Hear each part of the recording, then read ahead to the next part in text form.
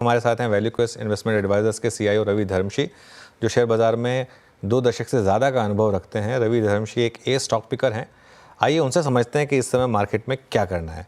Ravi ji, good morning. ये correction जो हुई है पिछले 1 महीने में, क्या ये एक सिर्फ मार्केट को एक बहाना चाहिए था, तो चाइना बहाना बन गया, या अर्निंग्स बहाना बन गया, या वाकई में अर्निंग सीजन जितना हम सोच रहे थे उससे ज़्यादा खराब है, ये एक रीज़न रहा? ओवरऑल व्यू क्या अब इस समय इस मार्केट में, स्पेशली इस करेक्शन को देखते हुए? Good morning Anuj and good morning to all the viewers. I think काफ़ी टाइम से वैल्यूएशंस के डर तो लगे हुए ही थे मार्केट में, and to top it up थोड़े बहुत हमारे हाई फ्रीक्वेंसी लीड इंडिकेटर्स जो हैं वो भी स्लो डाउन दिखाने लगे हैं, एंड थोड़ा बंचिंग अप हो गया है आईपीओस का, थोड़ा सा यूएस में बॉन्ड यील्ड बढ़ गए हैं। So there are few reasons and there is uncertainty about US election. तो ये सारे मिला के कारण बन गए हैं फॉर अ करेक्शन, और करेक्शन अभी शुरू हुआ है। मुझे नहीं लगता है हमें जल्दी करनी चाहिए टू से कि अब करेक्शन खत्म हो गया, but at the same time it is a correction. ये यहाँ से कोई बड़ा क्रैश नहीं होने वाला है। जो वैल्यूएशंस आगे चले गए थे, शायद 3 महीना 6 महीना अगर मार्केट कहीं ना जाए या थोड़ा सा नीचे चला जाए तो those correction would correct itself. Reason ये क्रैश नहीं है, इसका सबसे बड़ा रीजन तो ये है कि इंडिया के कंपनियों ने कोई डेट नहीं लिया हुआ है। तो ये जो मार्केट का वैल्यूएशन करेक्शन है will not result into a severe slow down at the economic front. और दूसरा ये है कि of course FIIs have been big sellers specially in the last month, but अगर आप ये 10-12 साल का ट्रेंड देखें तो एफआईआईज की सेलिंग मुझे लगता है यहाँ से थोड़े वक्त में बॉटम आउट होने लगेगी, बिकॉज उनका होल्डिंग ऑलमोस्ट 16% पर पहुंच गया, which is a 15-year low. So judging from those things, it looks like we are in the middle of a correction, but यहाँ से कोई बड़ा क्रैश नहीं आने वाला है। नहीं आने वाला है, लेकिन ओवरऑल अर्निंग सीजन पर अब क्या व्यू बन रहा है? क्या एक डर बैठ रहा है कि अगर फेस्टिव सीजन ही खराब की कमेंट्री आ रही है तो क्या मार्केट में करेक्शन डीपन भी हो सकती है, बड़ी भी हो सकती है correction? I think lot of the companies, काफी कंपनियों ने जो कमेंट्री दी है वो काफी वीक है, डाउनवर्ड रिवाइज किए हैं guidance. So from that perspective ये जो हम एक अगले क्वार्टर में ये बता रहे थे कि गर्मी की वजह से और इलेक्शन की वजह से ये स्लो डाउन है, बट ये जब फेस्टिव सीजन में भी कंटिन्यू हो रहा है तो इट इज डेफिनेटली चिंताजनक बात है। और ये मेरे हिसाब से ये यूं इसलिए हो रहा है कि आरबीआई ने लिक्विडिटी टाइट रखी हुई है। आई थिंक ये जो आरबीआई ने डिले किया है रेट काटने का, probably it is going to lead to some more slow down, and मुझे लगता है RBI is behind the curve. They should be proactive in easing liquidity as well as cutting interest rates. But Ravi ji, मतलब ये आपने interest rate की जो बात की और आरबीआई के एक्शन की जो बात की, लेकिन यूएस में तो रेट्स घट गए। हालांकि वहाँ पे जो इलेक्शंस की अनसर्टेनिटी वो है, बट अल्टीमेटली मेरा प्रश्न ये है, जो हमारी आईटी कंपनियां वहाँ से सबसे बड़ा अपना आय लेके आती है, रेवेन्यू लेके आती हैं, उनका ये अर्निंग सीजन आपको लगा कैसा? कल तो 10% के रिएक्शंस थे स्टॉक्स पे। आईटी पर आप क्या कर रहे हैं, स्पेशली मिड कैप आईटी पे? अलग सा सेग्रीगेशन हो गया है। जो लार्ज आईटी कंपनीज हैं वो नहीं कर रही हैं परफॉर्म, कोई एक एक्सेप्शन होगा, बट जो मिड कैप आईटी है उनका कंटिन्यूस परफॉर्मेंस अच्छा आ रहा है। इनफैक्ट हमने ये देखा है कि जिन कंपनियों का बैंकिंग एंड फाइनेंशियल सेक्टर से ज्यादा डिपेंडेंस नहीं है, वो सारी कंपनियां काफी अच्छी कर रही हैं, वेदर इंजीनियरिंग आर&डी हो या मैन्युफैक्चरिंग रिलेटेड हो, तो वो सारी कंपनियों के नंबर्स अच्छे आ रहे हैं। So from that perspective, and ये कुछ मिड कैप कंपनियां अब actually they are becoming large enough to compete in the large deals also, तो उनके लिए ये बड़ी चीज है, बड़ी बात है। बट बहुत नई लार्ज डील्स नहीं आ रही है बाजार में, इसलिए लार्ज कंपनियों को ग्रोथ दिखाना थोड़ा मुश्किल पड़ रहा है।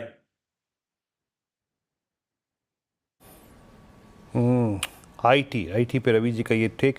अच्छा, अब फाइनली मैं बात करूंगा उस स्पेस की जो कि पिछले 3 महीने से थोड़ा सा कमज़ोरी के दौर से गुजरा है। रवि जी, जिस स्लो डाउन की बात कर रहे हैं आप, लिक्विडिटी टाइट का इम्पैक्ट जो आप बात कर रहे हैं, उसका असर ऑटो पे तो पड़ा ही है। उनकी इन्वेंट्रीज की चर्चा हमारी लास्ट डिस्कशन में भी हुई थी। अब इन प्राइसेस पे आपका व्यू क्या है, जो करीब करीब 10, 12, 15% की शेडिंग हुई है ऑटो में, स्पेशली पैसेंजर व्हीकल सेगमेंट में? बजाज ऑटो का ठीक आपने सुना ही, कंसिडरिंग दिस फेस्टिवल सीजन, आपका व्यू अभी ऑटो में कितनी और शेडिंग बाकी है यहाँ से? नहीं, I think auto is facing multiple headwinds. एक तो प्राइसिंग थोड़ी ज़्यादा हो गई है, दूसरी ये जो ईवी की तरफ जो ट्रेंड जा रहा था वहाँ पर सब्सिडी कम हो गई है, तीसरा हमारा ये इंटरेस्ट कॉस्ट जो एलिवेटेड है, और चौथा जो रूरल कंजम्पशन काफ़ी टाइम से सफ़र हो रहा है। All these things combined has led to auto slow down. So मुझे नहीं लगता है कि कोई जल्दी में यहाँ पर रिवाइवल होने वाला है। फॉर दैट पहले तो इंटरेस्ट रेट कट होने होंगे, थोड़ा सा रूरल का रिवाइवल थोड़ा और तेज होना पड़ेगा before we can even think about any kind of revival in the auto sector. वैसे मार्जिन फ्रंट पे ठीक ही कर रहे हैं, ऐसा कोई मेजर इशू नहीं है। So it is only about volume growth, and volume growth will come back when the broader based economy revives. Okay. अच्छा, रवि जी, आप स्टॉक स्पेसिफिक कमेंट शायद ना करें, लेकिन पिछले कुछ दिनों में एक चीज़ जो दिखी है कि कुछ बाइंग लौटी है HDFC बैंक जैसे दिग्गज स्टॉक में। क्या यहाँ पर एक सेंस बन रही है कि एक जो इतने सालों से करेक्शन चली आ रही थी, या फिर जो एक under performance large private banks में थी, यहाँ पर थोड़ी बाइंग है, क्योंकि और कुछ नहीं तो यहाँ वैल्यूएशन कम्फर्ट है एटलीस्ट? नहीं Anuj ji, you are right, मैं किसी एक कंपनी पर नहीं करूंगा, but as a large private banks you are absolutely right. यहाँ पर जो वैल्यूएशंस है वो एक ऑलमोस्ट 15 साल के लो पर हैं। जो नाम बताया आपने, ऐसी कंपनियां 2 times 1 year फॉरवर्ड बुक पे मिल रही हैं, ये काफी ही लो वैल्यूएशन है। नो डाउट यहाँ पर प्रॉब्लम रहे हैं, कुछ निम पर प्रेशर रहा है, क्रेडिट ग्रोथ नहीं आ रहा है, क्रेडिट ग्रोथ पर लिमिट लग गई है बिकॉज डिपॉजिट ग्रोथ नहीं हो रहा है। सो फ्रॉम दैट पर्सपेक्टिव थोड़ा सा चैलेंज हो गया है। हाउएवर अगर हम ये सोचें कि ये स्ट्रक्चरली अब ये 12 से 15% ग्रो करने वाली कंपनियां हैं, ना कि 20 से 25%, तो आप उन वो भी अभी फैक्टर हो चुका है मेरे हिसाब से प्राइसेस में, और मार्केट यहाँ से उनको वैल्यूएशन नहीं दे रहा है। तो अगर ये 12 से 15% भूल से अगर 15 से 17% हो जाता है, तो फिर यहाँ पर काफी स्कोप है री रेटिंग का भी। So I would be very very positive on the large private banks. शायद 2 क्वार्टर और लग जाएं for the revival to happen, but यहाँ से मुझे नहीं लगता है कुछ खोना है। और जैसे आपने बताया, ये रिलेटिव आउट परफॉर्मेंस तो शुरू हो ही चुका है, बट एब्सोल्यूट आउट परफॉर्मेंस भी आएगा। एक दो शायद एक आध 2 क्वार्टर लग जाए। बिल्कुल, यहाँ पर थोड़ा सा मूव है आप HDFC बैंक में पिछले कुछ दिनों से। एक और स्पेस जहाँ पर काफ़ी पेन दिखी है हमने, वो है स्पेशलिटी केमिकल्स। क्या आपने पोर्टफोलियो में कुछ स्टॉक्स को रखा है यहाँ पर, या इन लेवल्स पर कुछ बनता है यहाँ पर एक अप्रोच लेना? सो सी स्पेशलिटी केमिकल, मैं थोड़ा आपको पुरानी कहानी बताऊं तो 2014 से 21 एक बहुत बड़ी तेजी आई थी। ये जो तेजी आई थी इज वाज बिकॉज चाइना अपनी प्रोडक्शन का कैपेसिटी बंद कर रहा था। वो कैपेसिटी इसलिए बंद कर रहा था कि वहां पर पोल्यूशन इश्यूज हो रहे थे, और उस वक्त इंडिया प्रोटेक्शन दे रहा था अपने केमिकल कंपनियों को। सो एक बहुत बड़ी तेजी, एक जो सेक्टर $3-4 बिलियन का पूरा सेक्टर का मार्केट कैप हुआ करता था, वो $20 बिलियन से ज्यादा हो गया। अब यहाँ पर हमने गलती ये कर दी कि ये माना हमने कि वो जो प्रोटेक्शन जो इंडिया दे रही है वो लंबे अरसे तक चलेगी, बट वो 5-7 साल का विंडो होता है। Finally we are answerable to the WTO, तो वो प्रोटेक्शन चला गया। और दूसरा, चाइना प्रोडक्शन बंद कर रहा था रेसिडेंशियल एरिया में to open them up in the non residential area, तो वो सप्लाई फिर से आ गया। तो पिछले 2 साल में जो हमने देखा है कि चाइना से काफी डंपिंग हुआ है, जिसकी वजह से स्प्रेड्स कम हो गए और काफी मार्जिन पर हिट आई है सारी कंपनियों की। तो ये एक तरह से काफी बुरा वक्त चल रहा है for all speciality as well as commodity chemical companies.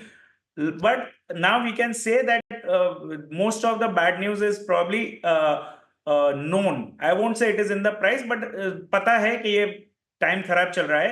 और ये जो अगली तेजी चली थी वो एक ब्रॉड बेस थी। अब शायद यहाँ से मोर स्टॉक स्पेसिफिक तेजी आएगी, and you will have to be picky and choosy about it. अगर आप देखें तो स्पेशलिटी केमिकल में भी अलग अलग सेगमेंट होते हैं। फार्मा इंटरमीडिएट्स होते हैं, एग्रोकेमिकल इंटरमीडिएट्स होते हैं, या कोई और इंटरमीडिएट्स होते हैं। सो फ्रॉम दैट पर्सपेक्टिव हमें फार्मा इंटरमीडिएट्स बेस्ड कंपनीज और भी अच्छी लग रही हैं, और लगता है वहां पर तेजी चलेगी, बट जो एग्रोकेम है वहां पर अभी भी रिवाइवल नहीं हो रहा है। सो एक कंस्ट्रक्टिव व्यू है to start looking at the space, but it is not के यहाँ पर सब कुछ चल जाएगा। ओके, केमिकल्स पे एक चर्चा हुई यहाँ पे। अच्छा रवि जी, फाइनली एक आपसे प्रश्न, एक ऐसे स्पेस पे जो कि इस अर्निंग्स सीजन में अब तक का सबसे मेरे ख्याल से डिज़ास्ट्रस स्पेस रहा है। एक क्वार्टरली अपडेट्स में एफएमसीजी कंपनियों के स्पेशली डाबर वगैरह ने जो अपडेट्स दिए थे, एक सेंस मिल रहा था कि ये कमज़ोर क्वार्टर रहेगा, बट फाइनली नंबर्स में उनके मार्जिन्स और वॉल्यूम्स ग्रोथ सब इस बार काफ़ी इम्पैक्टेड नज़र आ रही है। आपने कैसे रीड किया एफएमसीजी के इस डिप को, और इसे स्टेबल होने में कितना वक्त लगेगा अभी, और क्या ये ग्रैब करने लायक है प्राइसेस? सी अगर आप देखें तो it is important to understand कि ये गवर्नमेंट का रुख कैसा रहता है। सी इस गवर्नमेंट ने पिछले 10 साल से हमेशा सप्लाई साइड रिफॉर्म्स पर जोर दिया है, कभी डिमांड स्टिमुलस पर जोर नहीं दिया है। सो हम इन्फ्लेशन नीचे लाने की सोच रहे हैं, हम फिस्कल डेफिसिट नीचे लाने की सोच रहे हैं, तो ये सारे anti consumer kind of moves हैं। तो अगर कंज्यूमर में तेजी आनी है तो we will have to see some amount of letting go of from the government side as well as from the RBI side in terms of liquidity as well as in terms of fiscal deficit. So from that perspective अभी तक यहाँ पर बहुत बड़ी तेजी का माहौल बना नहीं है, पर ये मेरा मानना है कि ये अगले 1 से 2 साल में ये चेंज होगा। बिफोर वी हेड इनटू 28-29, जबकि अगले लोकसभा इलेक्शन आएंगे, we would want the economy to be booming, and especially booming for the people at the lowest strata of the economy. तो ये जो पोस्ट कोविड एक K-shaped रिकवरी आई थी, इससे जो भी एसेट ओनर्स हैं उनको फायदा हुआ है। अगर आप कंपनियां ओन करते हैं, मार्केट में पैसा लगाते हैं, रियल एस्टेट है, आपके पास गोल्ड है, तो आपने ठीक किया है। पर अगर आप सिर्फ इनकम अर्न करते हो और कहीं इन्वेस्टमेंट नहीं करते, तो आपका actually spending power, purchasing power कम हो चुका है। So you need some amount of जो ट्रिकल डाउन इकोनॉमिक्स कहते हैं कि ये जो कंपनियां अच्छी करेंगी तो उनको जॉब अच्छे क्रिएट होंगे, जॉब क्रिएट होंगे और वेज ग्रोथ होगा, तो स्पेंडिंग आएगी इकोनॉमी में। तो ये जो ट्रांजिशन होना है इकोनॉमी का, वो अगले और 4 से 6 क्वार्टर लगेंगे, ऐसा मेरा मानना है, बट वो होना चाहिए। It would be very unfortunate if it doesn't happen, but मेरा ये मानना है कि एक बार हम 4.5% फिस्कल डेफिसिट की तरफ पहुंच जाएंगे, फिर ये गवर्नमेंट शायद वहां से बहुत एग्रेसिव ना हो in terms of reducing fiscal deficit. And once the this credit deposit ratios of the banks also normalise a little bit more, then RBI will also loosen its liquidity, and then we will probably see, and the concerns about inflation of course are become more subdued, then we will see some amount of stimulus being given to the economy, and that should be the start of a consumption cycle in India. But ये conditions अभी तक ripe नहीं हुए हैं अभी तक। रवि जी, बहुत बहुत शुक्रिया, आप इस कार्यक्रम में शामिल हुए, सभी सेक्टर्स पे अपनी राय रखी आपने, और पूरे CNBC आवाज़ परिवार की तरफ से आपको दीपावली की अग्रिम शुभकामनाएं। आपकी दीपावली बहुत मंगलमय हो। इस शुभकामनाओं के साथ इस मंत्रणा को अभी यहीं समाप्त करते हैं। अब एक काम करते हैं, चलते हैं